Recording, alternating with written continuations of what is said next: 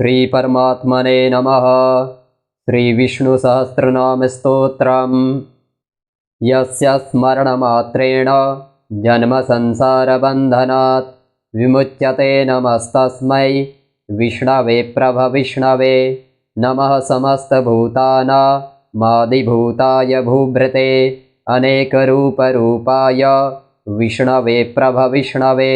वैशम्पायन उवाच श्रुत्वा धर्मानशेषेण पावनानि च सर्वशः युधिष्ठिरः शान्तनवं पुनरेवाभ्यभाषत। युधिष्ठिर्वाच किमेकं दैवतं लोके किं वाप्येकं परायणं स्तुवन्तः कमर्चन्तः प्राप्नुयुर्मानवः शुभं। को धर्मः सर्वधर्माणां भवतः परमो मतः किं जपन्मुच्यते जन्तुर्जन्मसंसारबन्धनात्। भीष्म उवाच जगत्प्रभुं देवदेव मनन्तं पुरुषोत्तमं स्तवन्नामसहस्रेण पुरुषः सततोत्थितः तमेव चार्चयन्नित्यं भक्त्या पुरुषमव्ययं ध्यायन् स्तवन्नमस्यश्च यजमानस्तमेव च। अनादिनिधनं विष्णुं सर्वलोकमहेश्वरं लोकाध्यक्षं स्तवन्नित्यं सर्वदुःखातिगो भवेत्। ब्रह्मण्यं सर्वधर्मज्ञं लोकानां कीर्तिवर्धनं लोकनाथं महद्भूतं सर्वभूतभवोद्भवम्। एष मे सर्वधर्माणां धर्मोऽधिकतमो मतः यद्भक्त्या पुण्डरीकाक्षं स्तवैरर्चेन्नरः सदा। परमं यो महत्तेजः परमं यो महत्तपः परमं यो महद्ब्रह्म परमं यः परायणं। पवित्राणां पवित्रं यो मङ्गलानां च मङ्गलं दैवतं देवतानां च भूतानां यो व्ययः पिता। यतः सर्वाणि भूतानि भवन्त्यादियुगागमे यस्मिंश्च प्रलयं यान्ति पुनरेव युगक्षये। तस्य लोकप्रधानस्य जगन्नाथस्य भूपते विष्णोर्नामसहस्रं मे शृणु पापभयापहम्। यानि नामानि गौडानि विख्यातानि महात्मनः ऋषिभिः परिगीतानि तानि वक्ष्यामि भूतये। ॐ विश्वं विष्णुर्वषट्कारो भूतभव्यभवत्प्रभुः भूतकृद्भूतभृद्भावो भूतात्मा भूतभावनः भूतात्मा परमात्मा च मुक्तानां परमा गतिः। अव्ययः पुरुषः साक्षी क्षेत्रज्ञोऽक्षर एव च योगो योगविदां नेता प्रधानपुरुषेश्वरः। नारसिंहवपुः श्रीमान् केशवः पुरुषोत्तमः सर्वः शर्वः शिवस्थाणुर्भूतादिर्निधिरव्ययः सम्भवो भावनो भर्ता प्रभवः प्रभुरीश्वरः। स्वयंभूः स्वम्भुरादित्यः पुष्कराक्षो महास्वनः अनादिनिधनो धाता विधाता धातुरुत्तमः। अप्रमेयो हृषीकेशः पद्मनाभो मरप्रभुः विश्वकर्मा मनुस्त्वष्टा स्थविष्टः स्थविरो ध्रुवः। अग्राह्यः शाश्वतः कृष्णो लोहिताक्षः प्रतर्दनः प्रभूतस्त्रिककुब्धाम पवित्रं मङ्गलं परम्। ईशानः प्राणदः प्राणो ज्येष्ठः श्रेष्ठः प्रजापतिः हिरण्यगर्भो भूगर्भो माधवो मधुसूदनः। ईश्वरो विक्रमी धन्वी मेधावी विक्रमः क्रमः अनुत्तमो दुराधर्षः कृतज्ञः कृतिरात्मवान्। सुरेशः शरणं शर्म विश्वरेतः प्रजाभवः अहः संवत्सरो व्यालः प्रत्ययः सर्वदर्शनः अजः सर्वेश्वरः सिद्धः सिद्धिः सर्वादिरच्युतः। वृषा कपिरमेयात्मा सर्वयोगविनिःसृतः वसुर्वसुमनः सत्या समात्मा संमितः समः। अमोघः पुण्डरीकाक्षो वृषकर्मा वृषाकृतिः रुद्रो बहुशिरा बभ्रुर्विश्वयोनिः शुचिस्रवाः। अमृतः शाश्वतः स्थाणुर्वरारोहो महातपाः सर्वगः सर्वविद्भानुर्विश्वक्सेनो जनार्दनः। वेदो वेदविदव्यङ्गो वेदाङ्गो वेदवित्कविः लोकाध्यक्षः सुराध्यक्षो धर्माध्यक्षः कृताकृतः। चतुरात्मा चतुर्व्यूहश्चतुर्दष्ट्रश्चतुर्भुजः भ्राजिष्णुर्भोजनं भोक्ता सहिष्णुर्जगदादिजः। अनघो विजयो जेता विश्वयोनिः पुनर्वसुः उपेन्द्रो वामनः प्रांशु रमौघः शुचिरूर्दितः अतीन्द्रः सङ्ग्रहः सर्गो धृतात्मा नियमो यमः वेद्यो वैद्यः सदा योगी वीरः माधवो मधुः अतीन्द्रियो महामायो महोत्साहो महाबलः महाबुद्धिर्महावीर्यो महाशक्तिर्महाद्वितिः अनिर्देशवपुः श्रीमा नमयेयात्मा महाधृधृक् महेश्वासो महीभर्ता श्रीनिवासः सतां गतिः अनिरुद्धः सुरानन्दो गोविन्दो गोविदाम्पतिः मरीचिर्दमनो हंसः सुपर्णो भुजगोत्तमः हिरण्यनाभः सुतपः पद्मनाभः प्रजापतिः अमृत्युः सर्वदृक्सिंहः सन्धाता सन्धिमान् स्थिरः अजो दुर्मर्षणः शास्ता विस्तृतात्मा सुरार्यः गुरुर्गुरुतमो धाम सत्यः सत्यपराक्रमः निमिषो निमिषास्त्रग्वी वाचस्पतिरुदारधीः अग्रणिर्ग्रामणिः श्रीमान् न्यायो नेता समीरणः सहस्रमूर्धा विश्वात्मा सहस्राक्षः सहस्रपात् आवर्तनो निवृत्तात्मा संवृतः सम्प्रमर्दनः अहः संवर्तको वह्नि रनिलो धरणीधरः सुप्रसादः प्रसन्नात्मा विश्वधृग्विश्वभुग्विभुः सत्कर्ता सत्कृता साधुर् जहनुर्नारायणो नरः असंख्येयो प्रमेयात्मा विशिष्टा शिष्टिकृत्सुतिः सिद्धार्था सिद्धसङ्कल्पः सिद्धिदा सिद्धिसाधनः वृषाही वृषभो विष्णुर्वृषपर्वा वृषोदरः वर्धनो वर्धमानश्च विविक्तः स्मृतिसागरः सुभुजो दुर्धरो वाग्मी महेन्द्रो वसुदो वसुः नैकरूपो बृहद्रूपः क्षिपिविष्टः प्रकाशनः ओजस्तेजो द्युतिधरः प्रकाशात्मा प्रतापनः ऋद्धः स्पष्टाक्षरो मन्त्रश्चन्द्राशुरभास्करद्वितिः अमृताशोद्भवो भानुः शशबिन्दुः सुरेश्वरः औषधं जगतः सेतुः सत्यधर्मपराक्रमः भूतभव्यभवन्नाथः पवनः पावनो नलः कामः कामकृत्कान्तः कामः कामप्रदः प्रभुः युगादिकृतयुगावर्तो नैकुमायो महाशनः अदृश्यो व्यक्तरूपश्च सहस्राजिदनन्तजित् इष्टो विशिष्टाशिष्टेष्टः शिखण्डी नहुषो वृषः क्रोधः क्रोधकृत्कर्ता विश्वबाहुर्महीधरः अच्युतः प्रथितः प्राणः प्राणदो वासुवानुजः अपां निधरधिष्ठानमप्रमत्तः प्रतिष्ठितः स्कन्दः स्कन्दधरो धुर्यो वरदो वायुवाहनः वासुदेवो बृहद्भानु रादिदेवः पुरन्दरः अशोकस्तारणस्तारः शूरः शौरिर्जनेश्वरः अनुकूलः शतावर्तः पद्मी पद्मनिभीक्षणः पद्मनाभोरविन्दाक्षः पद्मगर्भः शरीरभृत् महर्धिरुद्धो वृद्धात्मा महाक्षो गरुडध्वजः अतुलः शरभो भीमः समयज्ञो हविर्हरिः सर्वलक्षणलक्षणीयो लक्ष्मीवांसमितिञ्जयः विक्षरो रोहितो मार्गो हेतुर्दामोदरः शहः महीधरो महाभागो वेगवानमिताशनः उद्भवः क्षोभणो देवः श्रीगर्भः परमेश्वरः करणं कारणं कर्ता विकर्ता गहनो भुवः व्यवसायो व्यवस्थानः सस्थानः स्थानदो ध्रुवः परर्धिः परमस्पष्टस्तुष्टः पुष्टः शुभेक्षणः रामो विरामो विरजो मार्गो नेयो नयो नयः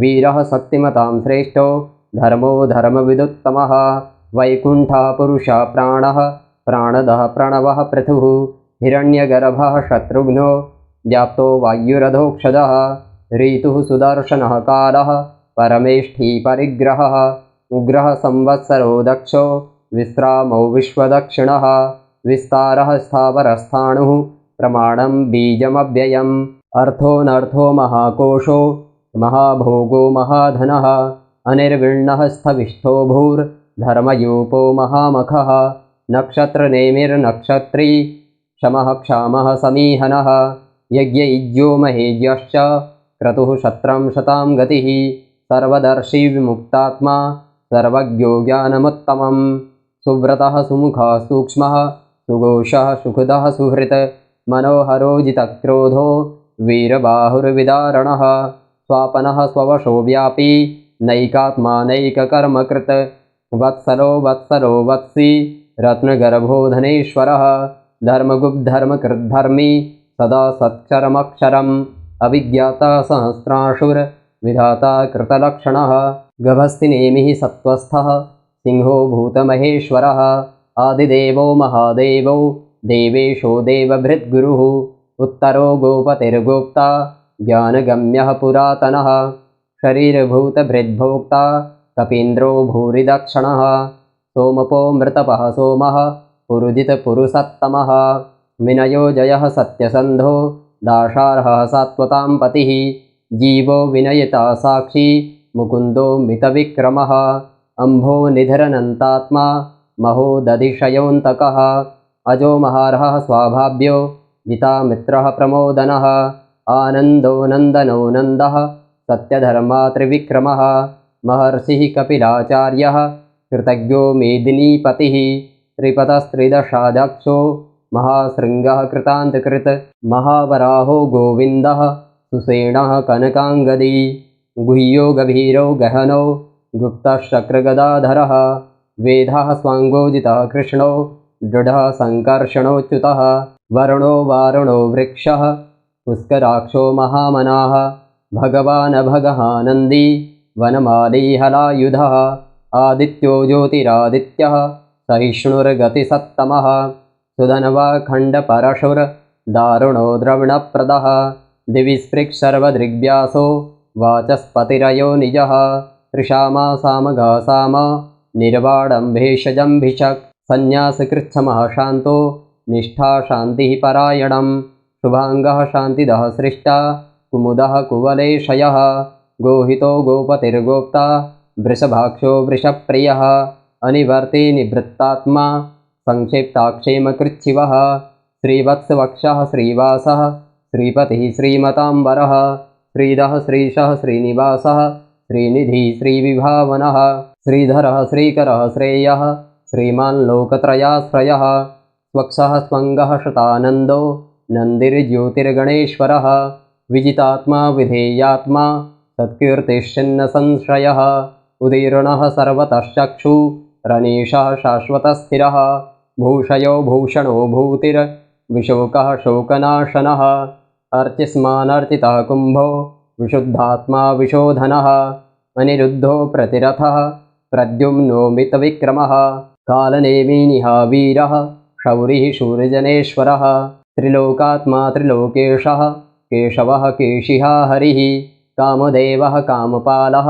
कामीकान्तः कृतागमः अनिर्देश्यवपुरविष्णुर्वीरोऽनन्तो धनञ्जयः ब्रह्मण्यो ब्रह्मकृद्ब्रह्मा ब्रह्म ब्रह्मविवर्धनः ब्रह्मविद् ब्राह्मणो ब्रह्मी ब्रह्मज्ञो ब्राह्मणप्रियः महाक्रमो महाकर्मा महातेजा महोरगः महाक्रतुर्महायज्वा महायज्ञो महाहविः स्तभ्यः स्तवप्रियः स्तोत्रं स्तुतिः स्तोतारणप्रियः पूर्णः पूरयिता पुण्यः पुण्यकीर्तिरनामयः मनोजवस्तीर्थकरो वसुरेता वसुप्रदः वसुप्रदो वासुदेवो वसुर्वासुमनाहविः सद्गतिः सत्कृतिः सत्ता सद्भूतिः सत्परायणः शूरसेनो यदुश्रेष्ठः सन्निवासः सुयामुनः भूतावासो वासुदेवः सर्वासुनिलयो नरः दर्पः दर्पतो दृप्तो दुर्धरोऽथा पराजितः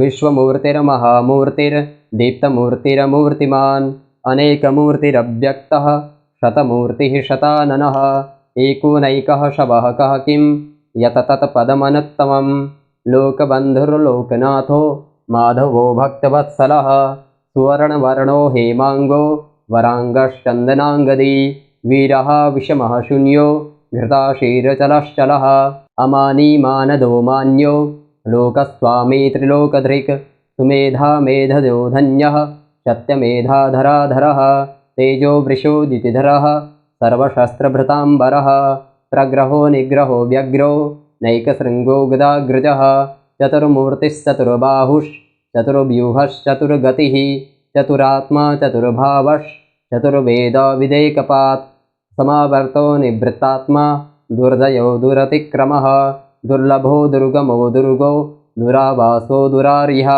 शुभांगो लोकसारंगः सुतन्तुस्तन्तुवर्धनः इन्द्रकर्मा महाकर्मा कृतकर्मा कृतागमः उद्भवः सुन्दरः सुन्दो रत्ननाभः सुलोचनः अर्को वाजसनः शृङ्गी जयन्तः सर्वविजयी सुवर्णबिन्दुरक्षोभ्यः सर्वभागीश्वरेश्वरः महाहृदो महागर्तो महाभूतो महानिधिः कुमुदः कुन्दरः कुन्दः पर्जन्यः पावनो नीलः अमृताशोऽमृतवपुः सर्वज्ञः सर्वतोमुखः सुलभः सुव्रतः सिद्धः शत्रुजिच्छत्रुतापनः न्यग्रोधोदुम्बरो श्वस्थश्चाणूरान्ध्रनिषूदनः सहस्रार्तिः सप्तजिह्वः सप्तैधः सप्तवाहनः अमूर्तिरनघोचिन्त्यो भयकृद्भयनाशनः अणुर्बृहत्कृशस्थूलो गुणभृन्निर्गुणो महान् अधृतः स्वधृतः स्वास्यः प्राग्वंशो वंशवर्धनः भारभृत्कथितो योगी योगीशः सर्वकामदः आश्रमः श्रमणः क्षामः सुपर्णो वायुवाहनः धनुर्धरो धनुर्वेदो दण्डो दमयिता दमः अपराजितः सर्वसहो नियन्ता नियमो यमः सत्त्ववान् सात्विकः सत्यः सत्यधर्मपरायणः अभिप्रायः प्रियार्होरः प्रियकृत्प्रीतिवर्धनः विहाय सगतिर्ज्योतिः सुरुचिर्हुतभुग्विभुः रविर्विरोचनः सूर्यः सविता रविलोचनः अनन्तो हुतभुग्भोक्ता सुखदो नैकजोऽग्रजः अनिर्विण्णः सदामर्षि लोकाधिष्ठानमद्भुतः सनात्सनातनतमः कपिलः कपिरप्ययः स्वस्तिदः स्वस्तिकृत् स्वस्ति स्वस्तिभुक् स्वस्तिदक्षिणः अरौद्रः कुण्डलीचक्री विक्रम्यूर्जितशासनः शब्दातिगः शब्दशः शिशिरः सर्वरीकरः अक्रूरः पेशलो दक्षो दक्षिणः क्षमिडाम्बरः विद्वत्तमो वीतभयः पुण्यश्रवणकीर्तनः उत्तारणो दुष्कृतिः पुण्यो दुःस्वप्ननाशनः वीरः रक्षणः सन्तो जीवनः पर्यवस्थितः अनन्तरूपोऽनन्तश्रीर्जितमन्युर्भयापहः चतुरस्रो गभीरात्मा विदुषो व्यादिशो दिशः अनादिर्भूर्भुवो लक्ष्मीः सुवीरो रुचिराङ्गदः जननो जनजन्मादिर्भीमो भीमपराक्रमः आधारनिलयो धाता पुष्पहासा प्रजागरः ऊर्ध्वगः षट्फताचारः प्राणदः प्रणवः पणः प्रमाणं प्राणनिलयः प्राणभृत् प्राणजीवनः तत्त्वं तत्त्वविदेकात्मा जन्म मृत्युजरातिगः भूर्भुवः स्वस्तरुस्तारः सविता प्रपितामहः यज्ञो यज्ञपतिर्यज्वा यज्ञाङ्गो यज्ञवाहनः यज्ञभृदि यज्ञकीर्ति यज्ञी यज्ञभुगि यज्ञसाधनः यज्ञान्तकृति यज्ञगुह्य मन्नमन्नाद एव च आत्मयोनिः स्वयं जातो वैखानः सामगायनः देवकी नन्दनः सृष्टा क्षितीशः पापनाशनः शङ्खभृन्नन्दकी चक्री शारङ्गधन्वागदाधरः रथाङ्गपाणिरक्षोभ्यः सर्वप्रहरणायुधः ॐ सर्वप्रहरणायुधाय नमः। ॐ श्रीविष्णुसहस्रनामस्तोत्रम् श्रीवासुदेवचरणार्पणमस्तु।